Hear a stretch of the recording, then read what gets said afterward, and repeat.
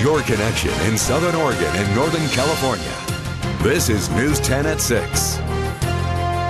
Good evening, I'm Trish Close. I'm Rick Tillery, thanks for joining us. A dog is homeless tonight. His owner was forced to give him up after his landlord changed the pet policy. The Southern Oregon Humane Society says it's a growing trend. News 10's Krystle Henderson has more in tonight's top story at 6. Krystle? A strict pet policy is costing one pet owner his dog. Turns out that's nothing new to local animal shelters.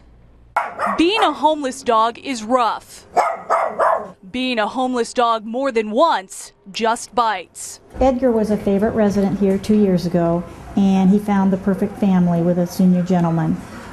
He was unfortunately returned to us this week because the apartment policies changed.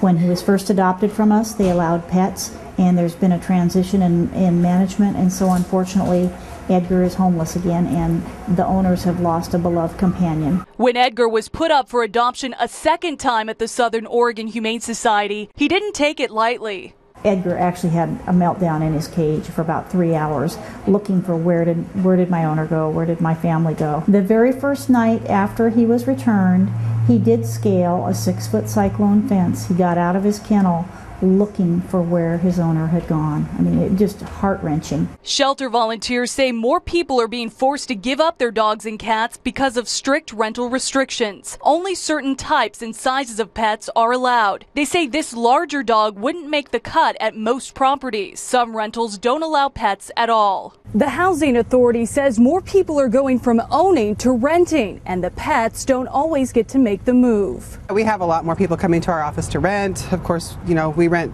to lower income households, and with the economy being the way it is, there's been a sharp influx in that as well. So we are busier than normal, and I think that's part of why we're getting more requests for pets, is people are coming from single family homes that they owned and they could have an animal, moving into a rental, and they want to take their pet with them because they are part of their family. The housing authority says some of its rentals don't allow pets. One of the biggest downfalls of having pets in your building is some people aren't responsible pet owners.